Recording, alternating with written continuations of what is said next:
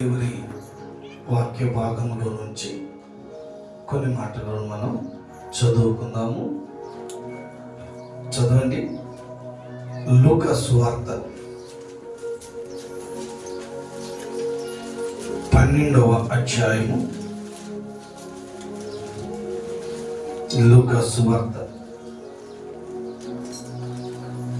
ఇలా ముందు చదువుకోండి.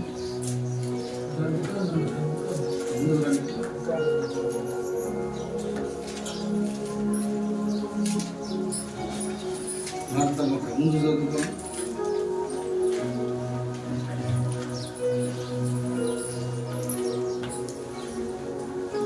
ఇలా ముగ్గురు రండి అమ్మా. చెప్పాలా నేను?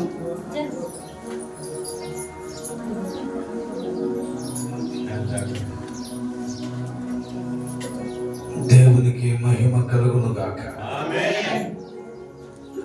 చూడండి, లూకా సువార్త 12వ అధ్యాయము 49వ వాక్య భాగాన్ని చదువుతాం. నేను భూమి మీద అగ్ని వేయ వచ్చి తిని అది ఇదివరకే రగులుకొని మండవలనని నేను ఎంతో కోరుచున్నాను. ఇక్కడ ప్రభువైన యేసుక్రీస్తుల వాళ్ళు ఒక చక్కని మాట ఆయన మనతో చెబుతూ వచ్చాడు. నేను భూమి మీద ఏమైనా వచ్చాడు? అగ్ని వేయ వచ్చి తిని అది ఇదివరకే రగులుకొని ఉండవలనని నేనెంతో కోరుచున్నాను. Praise Lord. గట్టిగా చెప్దాం. హల్లెలూయా, హల్లెలూయా.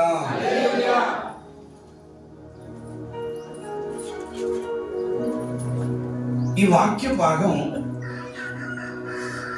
ఆధ్యాత్మికంగా, ఆత్మీయంగా ప్రభు చెబుతూ వచ్చాడు. అంటే ఈ భూమి మీద దేవుని ద్వారా పుట్టిన ప్రతి ఒక్క వ్యక్తి కూడా దేవుని సన్నిధిలో ఎలా ఉండాలని కోరుకుంటున్నాడు ప్రభు అంటే ఒక అగ్నిలాగా మండాలి అని. Praise Lord. ఎలా మండాలని? ఒక అగ్ని వలె నువ్వు ఉండాలి అని. ఈరోజు నువ్వు ఎలా మారిపోవాలి? మరి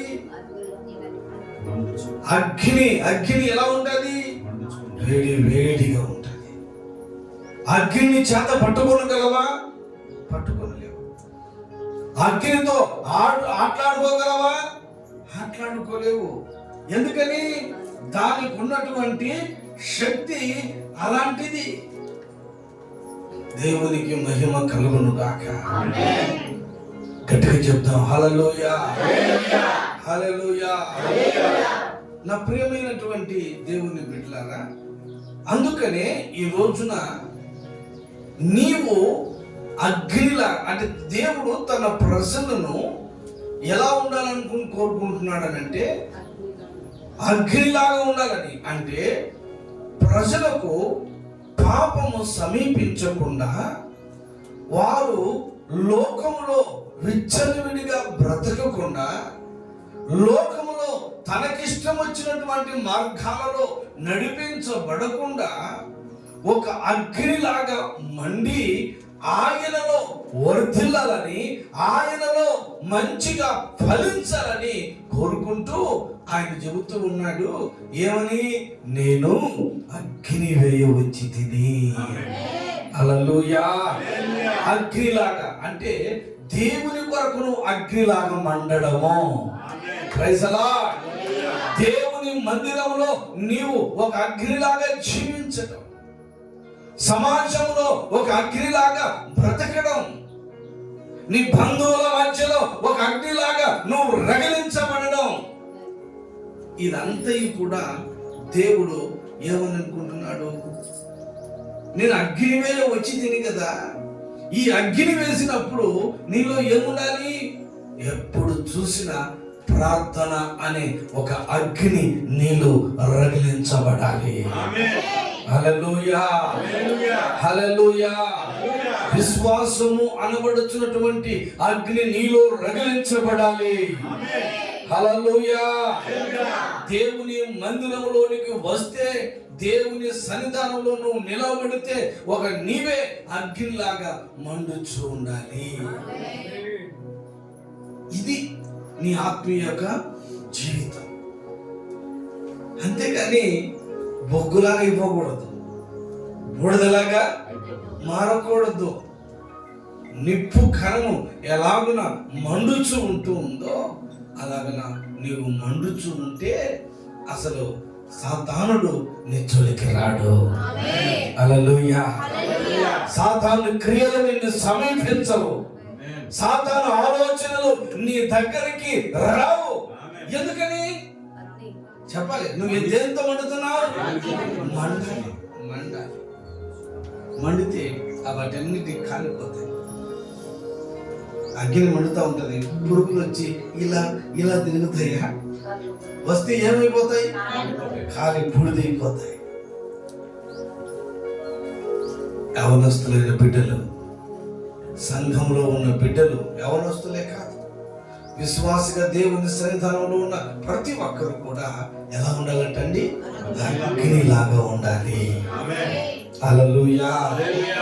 ఎలా జీవించాలి? అగ్నిలాగా ఉండాలి. పర్ఫెక్ట్. నీ మాటలు పర్ఫెక్ట్. మనుషుల ముందర ఒక మాట, మనుషులు లేనప్పుడు మరొక మాట. ఇవి సైతాను యొక్క ఆలోచనలు, సాతాను యొక్క మనస్సది. అలా ఉండకూడదు. నువ్వు ఏది ఉన్నా దేవుని సన్నిధానంలో యథార్థంగా బ్రతుకుతూ, నువ్వు మండే వ్యక్తివి. అర్థమవుతుందా? మండే వ్యక్తి దగ్గర సాతాను ఆలోచనలు, సాతాను తలంపులు, వారి యొక్క మాటలు అసలు నీ హృదయంలో ఉండవు. దేవుని యొక్క సన్నిధానంలో నీవు దేవుని కొరకు అగ్నిలాగా మండుదువుగాక. హల్లెలూయా, హల్లెలూయా. అగ్ని ఎప్పుడు రగిలించబడుతుంది మనిషిలో అని మనం ఆలోచన చేస్తే గమనించాలి. ఏలియా పడిపోయిన బలిపీఠమును, కింద పడద్రోయబడి ఉన్న బలిపీఠమును ఆయన ఏం చేశాడు? దాన్ని తిరిగి కట్టించి దాన్ని బాగు చేశాడు. హల్లెలూయా. ఏం చేశాడండి? పడిపోయిన బలిపీఠాన్ని తిరిగి కట్టించి. రాజుల మొదటి గ్రంథంలో 18:30 ఆ మాట ఉంటుంది. తర్వాత చదువుకోనండి. అప్పుడు ఏలియా నా దగ్గరకు రండి జనులందరినీ ఆయన దగ్గరికి పిలిచాడు. వచ్చారు వాళ్ళంతా. అతడు క్రింద పడద్రోయబడి ఉన్న యెహోవా బలిపీఠమును బాగు చేసి. ఆమేన్. యెహోవా బలిపీఠాన్ని ఇక్కడ బాగు చేశాడా? 38వ వాక్యంలోకి రండి. ఏం జరిగింది? అతడు ఇలాగున ప్రార్థన చేయుచుండగా యెహోవా అగ్ని దిగి దహన బలి పశువులు, కట్టెలను, రాళ్లను బుగ్గిని దహించి వేశాను. హల్లెలూయా. గట్టిగా చప్పట్లు కొట్టాలి. హల్లెలూయా.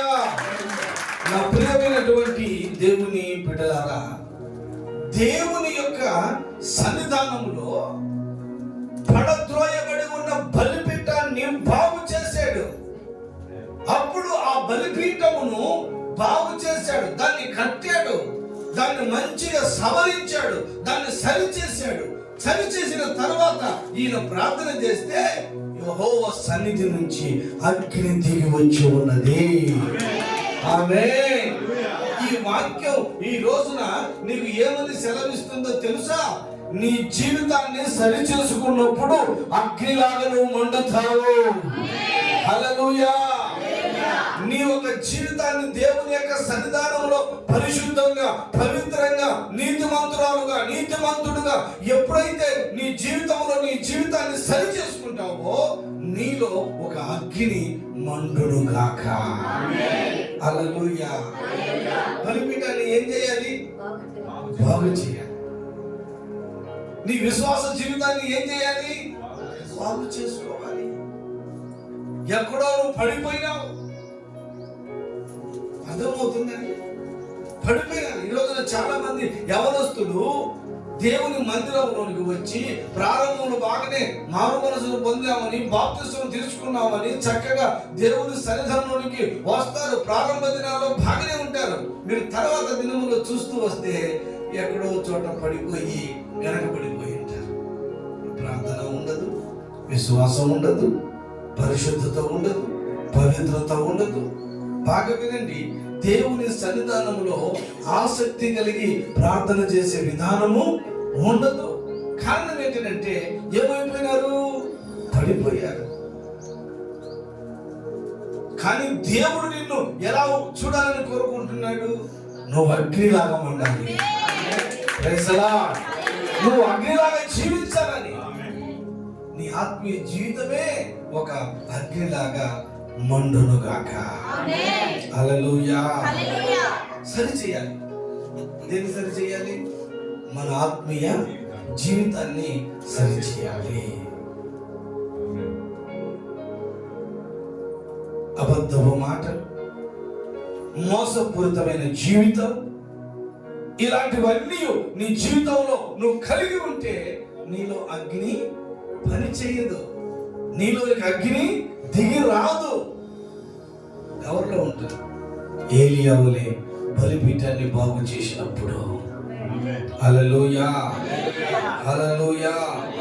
అందుకనే ఏ స్థితిలో నుంచి నువ్వు కింద పడిపోయినావో ఆ స్థితిలో నుంచి నీవు మరలా లేపబడుదువుగాక.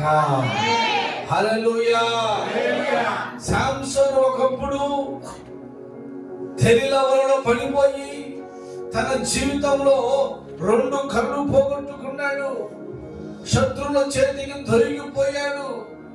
తన జీవితంలో చూడండి, శత్రువుల చేతికి అప్పగించబడి అక్కడ దాగోను దేవతకు బలిగా అర్పించాలని 2 స్తంభాలకు కట్టివేశాడు. కానీ కన్నీరు విడిచాడు, ఏడ్చాడు. అయ్యా, నోరు లేని ఈ బొమ్మకి, మాట్లాడని ఈ రాయికి నన్ను బలిస్తున్నారంటయ్యా. దయతో నన్ను క్షమించయ్యా, దయతో నన్ను జ్ఞాపకం చేసుకో ప్రభువా అని ఎప్పుడైతే ఈయన ఆ ప్రార్థన చేయగలిగినాడో తన జీవితాన్ని కట్టుకున్నాడు, బలిపీఠాన్ని బాగు చేసుకున్నాడు, తన యొక్క జీవితాన్ని సరి చేసుకున్నాడు. ఎప్పుడైతే అలా జరిగిందో యెహోవా అగ్ని దిగి ఉంది. ఆమేన్. ఎక్కడ లేనటువంటి అభిషేకం ఆయన మీదికి వచ్చి అప్పుడు బ్రతికి ఉన్నప్పుడు చంపిన లెక్క కంటే చనిపోతున్న సమయంలో విస్తారమైనటువంటి జనసంఖ్యను చంపివేయగలిగిన అభిషేకం అతని మీదికి దిగి వచ్చెను. హల్లెలూయా. సరి చేయబడాలి. ఎంతకాలం ఇంకా ఇలాగనే కొనసాగించబడుతూ వెళ్తావు? పాపముతో సహవాసం చేసి, పాపముతో పలకరిస్తూ, నీకు ఏ పని వాటితో నువ్వు వదిలిపెట్టి ఈ లోకమునకు వేరే రక్షణ పొందావు కనుక నువ్వు ఒక ప్రత్యేకించబడిన దేవుని బిడ్డగా మార్చబడుదువు గాక. హల్లెలూయా. ఆసా దినములలో, ఆసా రాజు పరిపాలన చేస్తున్న ఆ దినములలో శత్రువులు అందరూ కూడా దేశాన్ని చుట్టుముట్టడిస్తే ఇక మనము జయించలేము, మన వల్ల కాదు అని చెప్పి ప్రజలందరూ కూడా దూరం అయిపోయారు. ఆసా దేవుని సన్నిధానంలో మనసు నిలుపుకొని ప్రార్థన చేస్తూ వచ్చాడు. ప్రార్థన చేస్తూ వచ్చినప్పుడు జరిగినది ఏమిటంటే పడిపోయిన బలిపీఠమును అతడు మరలా దానిని బాగు చేసేను. ఆమేన్. పడిపోయిన బలిపీఠాన్ని బాగు చేసిన తరువాత జరిగినది ఏంటయ్యానంటే యుద్ధములో జయం అనుగ్రహించాలి. హల్లెలూయా. జీవితాన్ని సరి చేసుకున్నాడు. తన దేశంలో ఉన్న లోపాలను సరి చేసుకున్నాడు. ఈ రోజున చాలా మంది ఎవరికైనా హెచ్చరించామనుకో, ఇదిగో నీ జీవితాన్ని ఇలా ఉన్నది, ఇలా సరి చేసుకో అని చెప్పామనుకో, మనకి ఏమొస్తుంది? కోపం వచ్చేస్తుంది, ఆవేశం వచ్చేస్తుంది. అమ్మో మామూలు ఉండదు. వీళ్ళు మాకు చెప్పేవాళ్ళ, నేను ఒక్కదాన్ని కనపడ్డానా, పాస్టర్ గారు నేను ఒక్కనే కనపడ్డానా అని ఒక ఆలోచనలు మీ జీవితంలో వచ్చేస్తాయి. కానీ సరి చేసుకుంటే ఒక అద్భుతమైన కార్యాన్ని దేవుడు చేస్తాడు. హల్లెలూయా. గట్టిగా చెప్పండి, హల్లెలూయా, హల్లెలూయా. అందుకనే దేవుడు అంటాడు, పడిపోయిన దావీదు గుడారమును నేను మరలా కట్టుదును. నేను కడతా మరలా. ఎందుకు? దావీదు పడిపోయాడు. దావీదు గుడారము అనబడుతున్న శరీరము పడిపోయింది. ఇదిగో ఆ పాపం చేసిన మనుషులు నీవే, ఆ దుర్మార్గమైన క్రియ చేసిన వ్యక్తి నీవే అని దేవుడు తన సేవకుని పంపించి మాట్లాడితే వెంటనే దేవుని సన్నిధానం మోకరించి కన్నీళ్లు విడిచి తన పరుపు కన్నీళ్లతో కొట్టుకొని పోయేంతగా పశ్చాత్తాపడి ప్రార్థన చేశాడు. అప్పుడు దేవుడు అంటాడు, నేను దావీదు గుడారాన్ని మరల కట్టబోతూ ఉన్నాను. చప్పట్లు, హల్లెలూయా. దావీదు గుడారాన్ని లేపబోతూ ఉన్నాను. దావీదు యొక్క జీవితాన్ని ఆశీర్వదించబోతూ ఉన్నాను. నేను దావీదు కుటుంబానికి మరలా బాగా తోడుగా ఉండి అతన్ని వర్ధిల్లింప చేయబోతూ ఉన్నాను.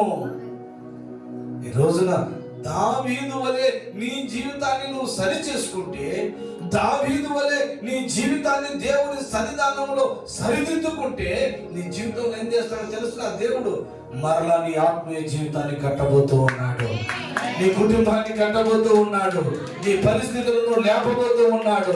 దావీదు గుడారాన్ని లేపినట్టుగా నీ ఆత్మీయ జీవితాన్ని, నీ చేతి పనులను, నీ ఉద్యోగాలను, నీ చదువులను, అన్ని విషయాల్లో దేవుడు ఏం చేయబోతున్నాడు? లేపబోతూ ఉన్నాడు. నిన్ను ఉన్నతమైన స్థితికి ఆయన తీసుకుని వెళ్ళబోతూ ఉన్నాడు. కాకపోతే ఏంటంటే నీ జీవితాన్ని ఏం చేసుకోవాలి? సరి చేసుకోవాలి. ఆమేన్.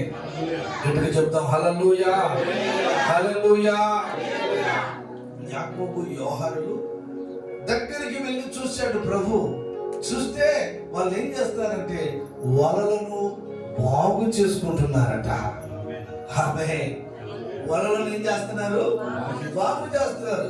వలలు ఉన్నాయి కదా అని చెప్పేసి మూలలో పడేలా, వలలు ఉన్నాయి కదా అని చెప్పేసి దుమ్ము పట్టిపోయేటట్టు ఆలోచన చేయడం వాళ్ళు.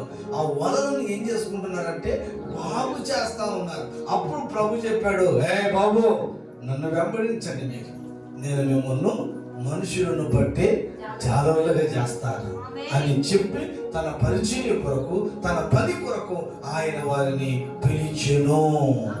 హల్లెలూయా, హల్లెలూయా.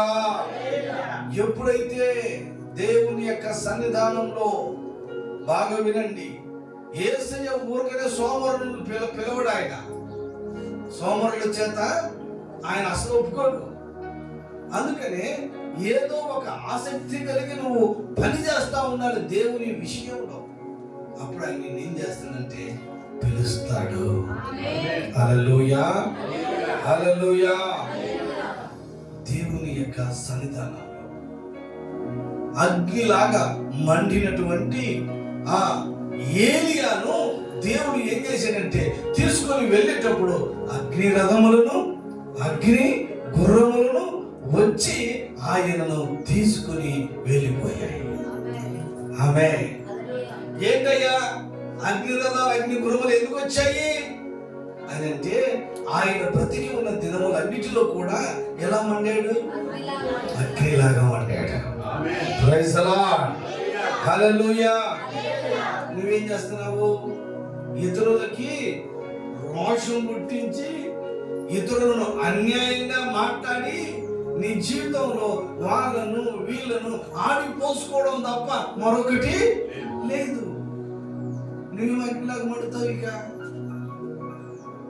నేనే నీతిమంతురాల్ని, నేనే పరిశుద్ధురాలిని, నేనే పరిశుద్ధుని, నేనే పవిత్రం, నాకంటే మించిన వాళ్ళు లేరు, ఇదిగో వాళ్ళు ఉన్నారు చూసేవా, వాళ్ళు ఇది, వీళ్ళు ఇది, ఇలా చెబుతూ వచ్చినావంటే నువ్వు అంతకంటే భయంకరమైన దరిద్రమైన స్థితిలో ఉన్నావని లెక్క. అర్థమవుతుందా? అంతకంటే భయంకరమైన పాపపు ఊబిలో ఉన్నావని లెక్క. వాళ్ళతో నీకెందుకు? నీ జీవితాన్ని 10 మంది ఏలు పెట్టి చూసేటట్టుగా ఉన్నది కదా. అలా కాకోకుండా నీ జీవితాన్ని నువ్వు సరి చేసుకోవాలి. ఆమేన్.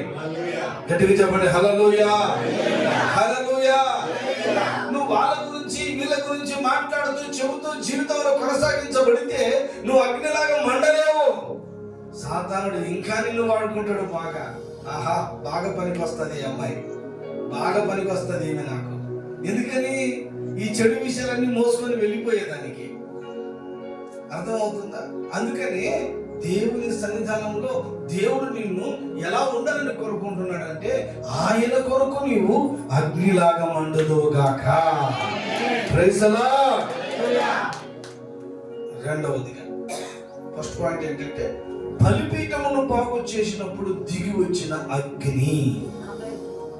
ఆమేన్.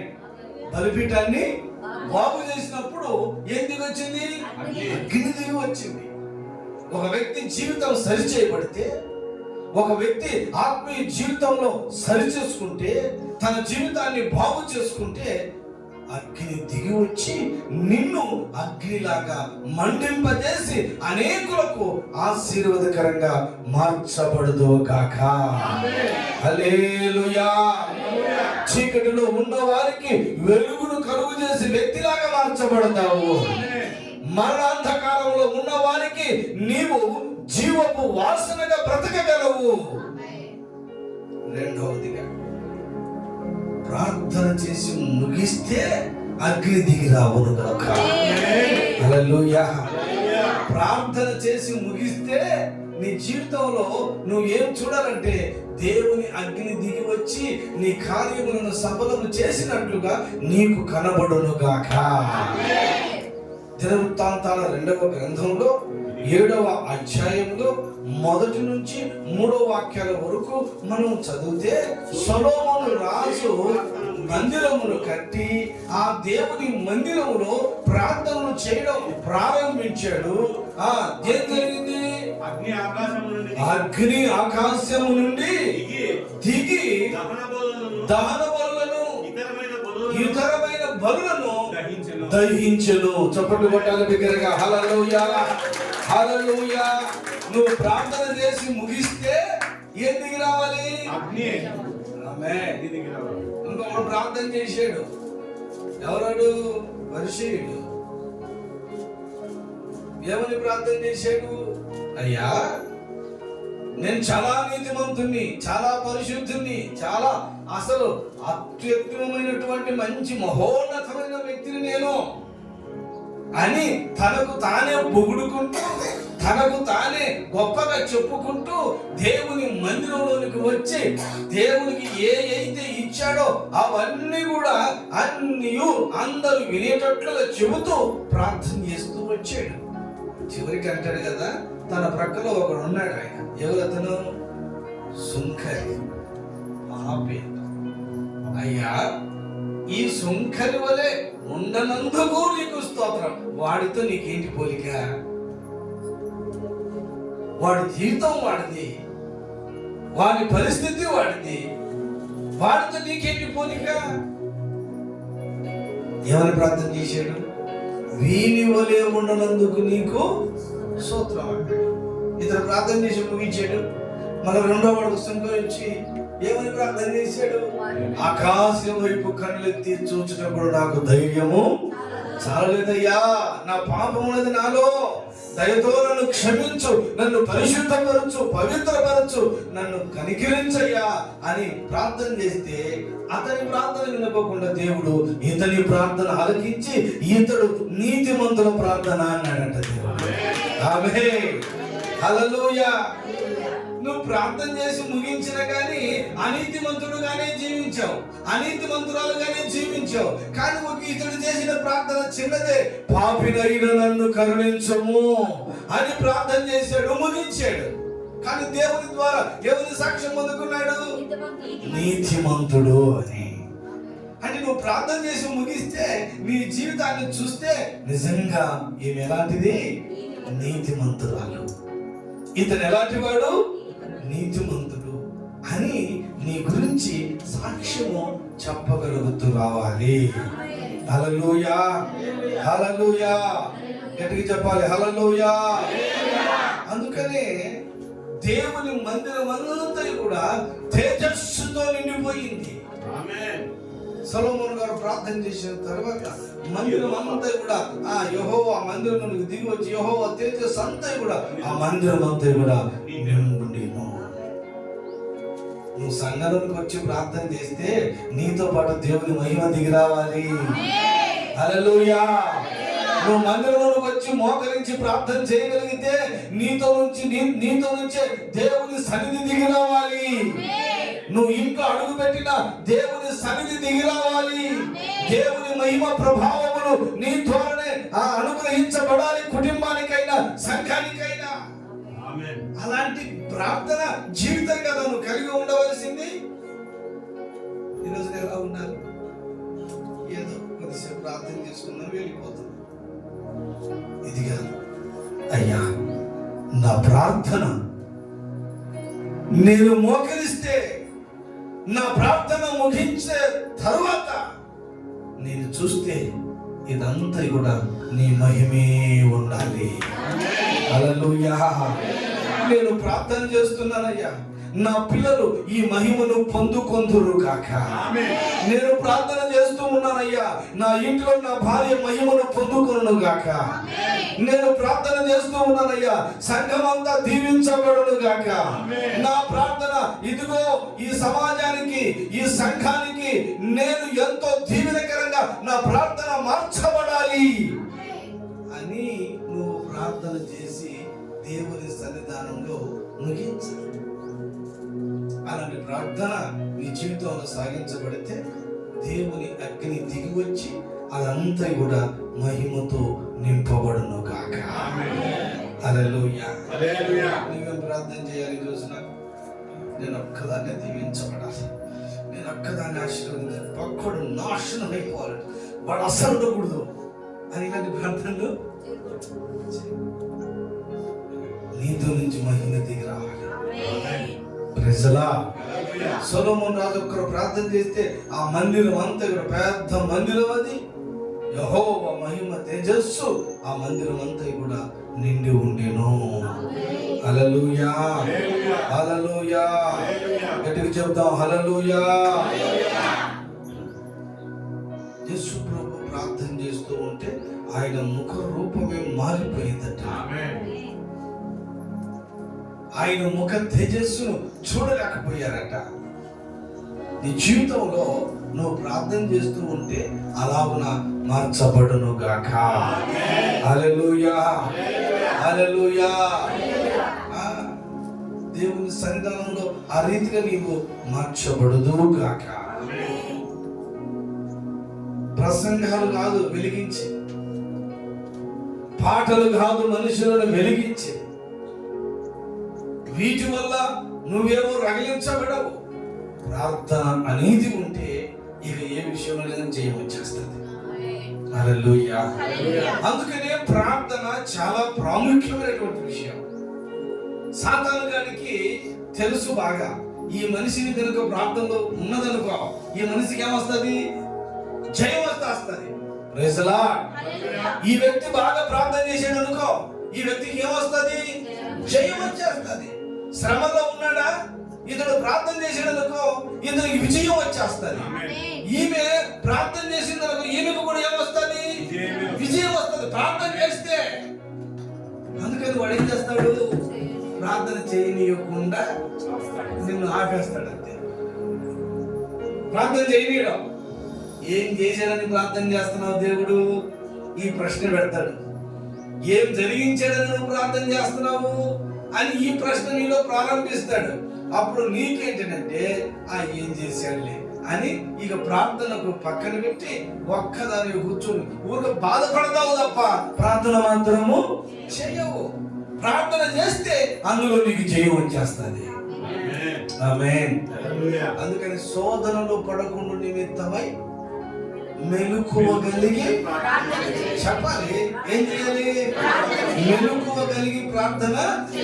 ప్రార్థన చేసుకోకపోవడం వలన ఈ చెత్త చెదారము, ఈ లోకంలో ఉన్న కార్యాలు అన్ని కూడా హృదయంలోనికి చేరిపోయి నిన్ను నాశనం చేస్తా ఉన్నాయి. ప్రార్థన ఒకటి చేస్తే అన్ని వెళ్ళిపోతాయి. ప్రార్థన ఒకటి చేస్తే చాలు, ఇంట్లో ఉన్న దరిద్రం వెళ్ళిపోతుంది. ప్రార్థన కలిగి ఉంటే చాలు, శాపం నుంచి విడుదల పొందుతావు. ప్రార్థన ఒకటి కలిగి ఉంటే చాలు, నీ జీవితంలో ఆశీర్వాదాన్ని పొందుకుంటావు. ప్రార్థన చేయగలిగితే చాలు, నీ చుట్టూ ఉన్న వారిని నువ్వు మార్చివేయగలుగుతావు. ప్రార్థన చేయగలిగితే చాలు, దేవుని మహిమ నీ ఇంటిలో నిండి ఉంటుంది.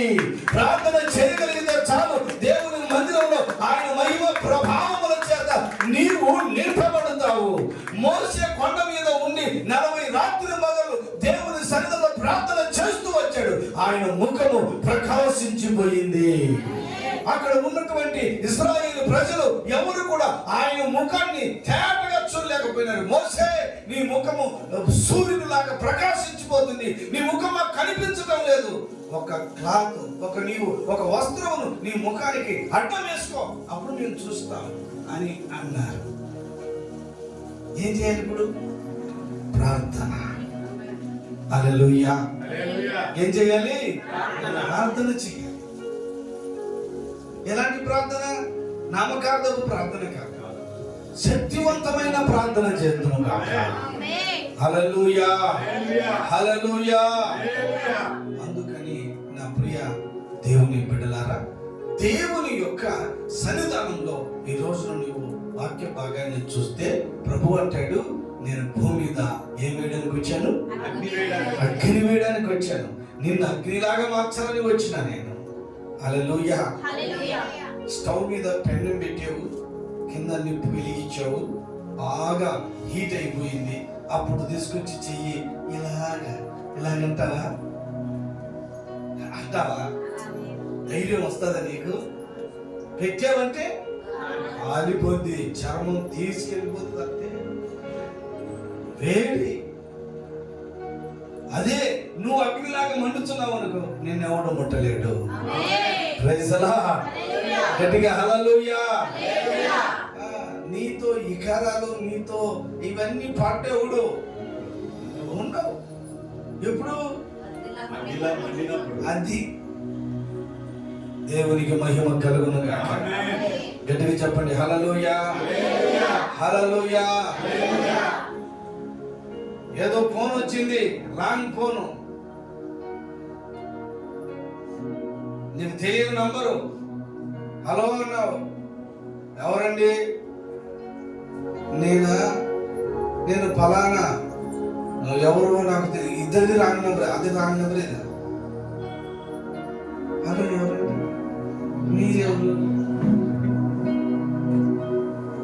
మీరెవరు? ఆ తర్వాత నేనెవరు కానీ తగిలించిన తగిలింది పోను, నీ పేరు చెప్పు అంటాడు. నీ పేరు చెప్పంటే నా పేరా? నా పేరు అది. నువ్వు ఎక్కడ ఉంటావు? నేను అక్కడ ఉంటా. నువ్వు ఎక్కడ ఉంటావు? ఇక్కడ. ఇక నీ వాట్సాప్లో, ఇన్స్టాగ్రామ్లో ఇక అన్నీ ప్రారంభం అవుతాయి. ఎక్కడుంటాడో ఎవడుంటాడో తెలియదు, వాడెవడో తెలియదు, ఈయనెవడో తెలియదు. చివరికి పెళ్లికి సిద్ధపడతామంటారు. ఇంకా ఎక్కడ సిద్ధపడ్డాము? పెళ్లికి, వివాహానికి సిద్ధమైపోయినాం. మాకు పెళ్లి చేయండి. అర్థమవుతుందా? నీ నంబర్లోనికి రాంగ్ నంబర్ వచ్చినప్పుడు రే ఇది రాంగ్ నంబర్, ఫోన్ పెట్టేసేయాలి. అంతే. దేవునికి స్తోత్రం. గట్టిగా చెప్పండి హల్లెలూయా, హల్లెలూయా. నువ్వు ఎలాంటి మనిషివి? అగ్నిలాంటి మనిషివి కదా. అగ్నిలాంటి మనిషివి అయితే నువ్వు ఇలా ఉంటావు. అంతే. దేవునికి మహిమ కలుగును గాక. గట్టిగా చెప్తాం హల్లెలూయా, హల్లెలూయా. ప్రార్థన చేస్తే ఒక వ్యక్తి పాపములు పడిపోయింది. ఆ ప్రార్థన కాపాడుతుంది. ప్రార్థన లేకపోతే ఆ మనిషి పాపములో పడడానికి 100% అవకాశాలు ఉంటాయి. అందుకనే శోధనలో పడకుండా నిమిత్తమై మెలకువ కలిగి ఏం చేయమన్నాడు ప్రభు? ప్రార్థన చేయమన్నాడు. దేవునికి మహిమ కలుగును గాక. హల్లెలూయా. ఎన్ని విషయాలు చెప్పాను? 2. బలిపీఠమును బాగు చేసినప్పుడు అగ్ని దిగవచ్చును.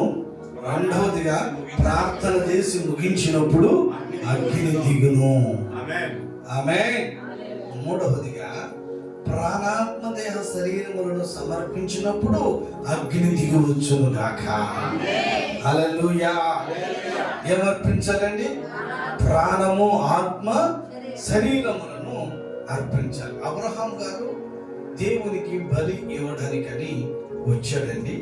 వచ్చినప్పుడు 3 ఏళ్ల పెయ్యిని, 3 ఏళ్ల మేకను, 3 ఏళ్ల పొట్టేలిని, అన్ని 3 ఏళ్ళు కలిగినటువంటి వాటిని తీసుకొని వచ్చి దేవునికి బలిగా అర్పించాలి. బాగా గమనించండి. 3 ఏళ్ళు కలిగిన పెయ్యి, 3 ఏళ్ళు కలిగిన మేక, 3 ఏళ్ళు కలిగిన పొట్టేలి. ఇది చూడండి నా వైపు. 3 ఏళ్ళు అంటే ప్రాణము, ఆత్మ, శరీరం. ఈ 3టిని తీసుకొని వచ్చి దేవుని దగ్గర బలిపీఠం మీద పెడితే అది అగ్ని చేత కాల్చివేయబడును గాక. ఆమేన్. ప్రాణము, ఆత్మ, శరీరం 3 ప్రభువుకు సమర్పించాలి. హల్లెలూయా. హల్లెలూయా చెప్పలే. హల్లెలూయా. అలా అర్పించాలంటే ఎట్లా వీలవుతుందండి మాకు? ప్రాణము, ఆత్మ, శరీరం మాత్రం అయితే అప్పగించాలంటారు. శరీరంతో చేయాల్సిన క్రియలు ఉన్నాయి కదా, అవి చేయాలని. కనుక ప్రాణము, ఆత్మ, శరీరములను అప్పగించాలి. బలిపీఠము అర్పించిన తర్వాత కొన్ని పక్షులను వధించకుండా విడిచిపెట్టేటట. గమనించండి నా ప్రియ దేవుని బిడ్డలారా. ఈయన బలి అర్పించిన తర్వాత గ్రద్దలు వచ్చి రాలుతూ ఉన్నాయట. అప్పుడట అబ్రహాం గారు వాటిని తోలివేశాను. ఆమేన్. ప్రాణము, ఆత్మ, శరీరం అర్పించిన తర్వాత దేవుని ఎదుట ఈయన ఏం చేసాడంటే కొన్ని గద్దలు వస్తాయి. ఈ బలిని నాశనం చేయాలని, ఈ అర్పణను తీసుకొని వెళ్ళిపోవాలని, నీ జీవితాన్ని నాశనం చేయాలని, ఆ అర్పణను పాడు చేయాలని. అప్పుడు మెలకువగలిగే ఏయ్ అని చెప్పి ఆ పక్షులను, ఆ గ్రద్దలను ఆయన ఏం చేసేదట? పారద్రోలేను. హల్లెలూయా. హల్లెలూయా. ప్రాణాత్మ, దేహ, శరీరం సమర్పించినప్పుడు కూడా చెడు తలంపులు, చెడు ఆలోచనలు, చెడు ఇవన్నీ కూడా తిరుగుతూనే ఉంటాయి. కానీ అవి దేవుని సన్నిధానంలో నలగొట్టబడుతూ రావాలి. హల్లెలూయా. హల్లెలూయా. హల్లెలూయా. ఒక దైవజనుడు ఇవాన్ రాబర్ట్స్ అని, ఆయన గుర్రం మీద వెళ్ళేవాడు. ఆ రోజుల్లో వారి కారులు, బైకులు ఇవన్నీ లేకపోవటం వలన ఆయన గుర్రం మీద ఆయన వెళ్తా ఉన్నాడు దేవుని వాక్యాన్ని చెప్పడానికి. అప్పుడు మార్గ మధ్యములో దేవుడు మీటింగ్ వెళ్తా ఉన్నాడు. ఆయనతో మాట్లాడాడట. ఏమని?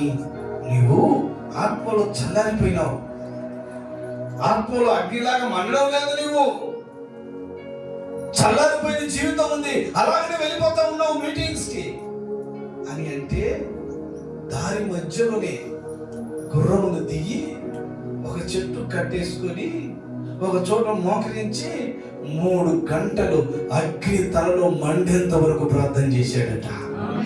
చప్పట్లు కొట్టరే. హల్లెలూయా. హల్లెలూయా. 3 గంటలు అక్కడ ప్రార్థన చేసుకొని అప్పుడు గుర్రానికి మీటింగ్కి వెళ్ళాడట ఆయన. ఈ రోజు నువ్వు ప్రార్థనలు ఎలా ఉండాలి? మండాలి. ఆమేన్. కనుక దేవుడు అన్నాడు, నేను అగ్ని వేయడానికి వచ్చాను భూమి మీద. అది ఎప్పుడు ఏం చేయాలి? మండుతూనే ఉండాలి.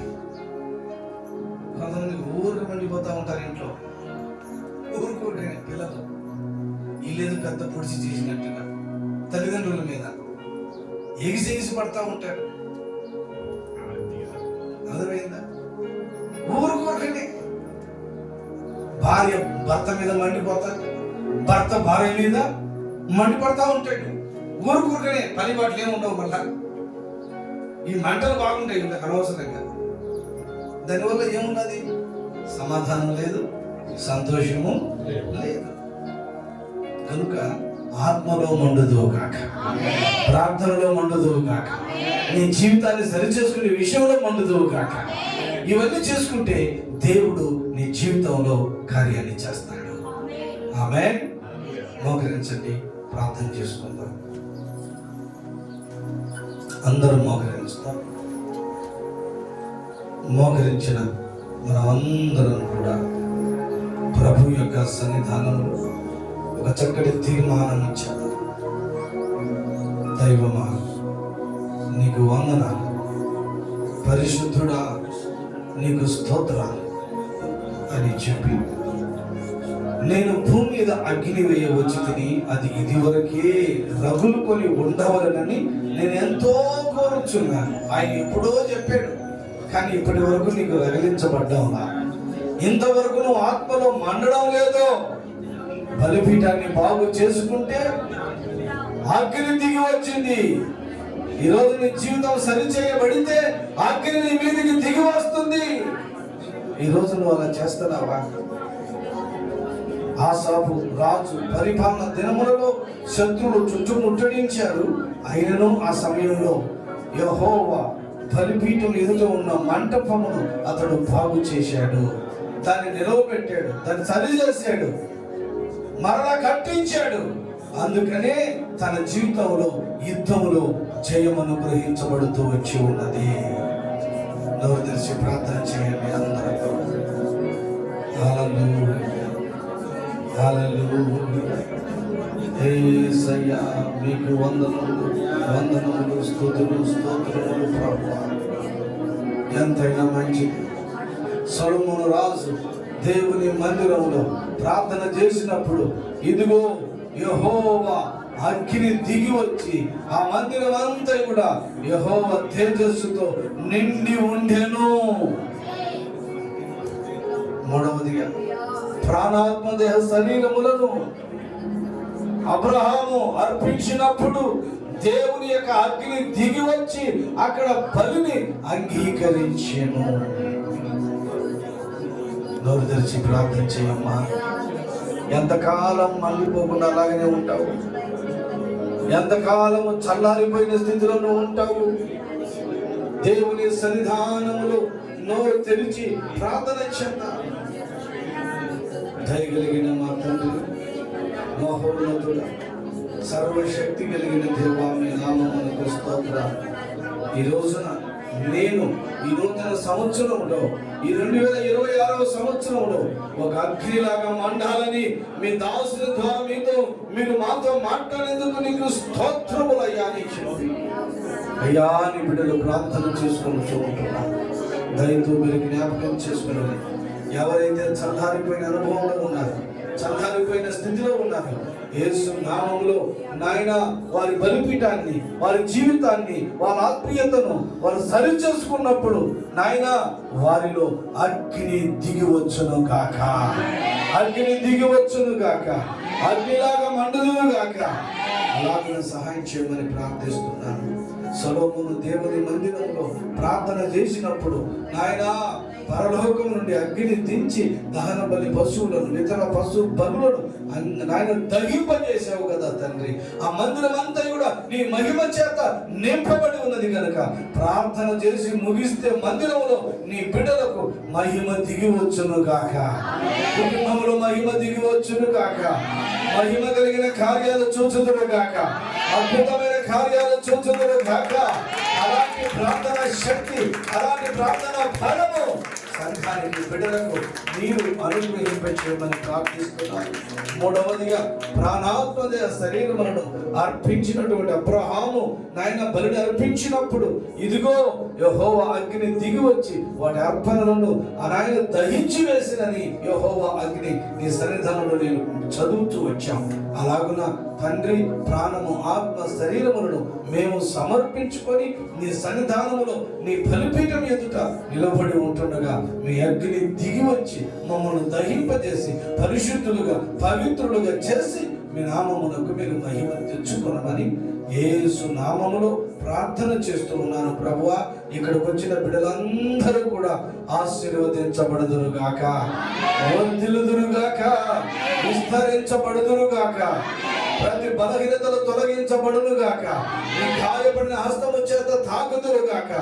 ప్రతి కుటుంబంలో ఉన్న వారందరూ కూడా రక్షణ పొంది ఈ జీవము కలిగిన దేవుని మందిరములో జీవించి నిన్ను స్తుతించున్నట్లుగా సహాయం చేయమని యేసు నామములో అడిగి వేడుకొంచున్నాను నా పరమ తండ్రి, ఆమేన్.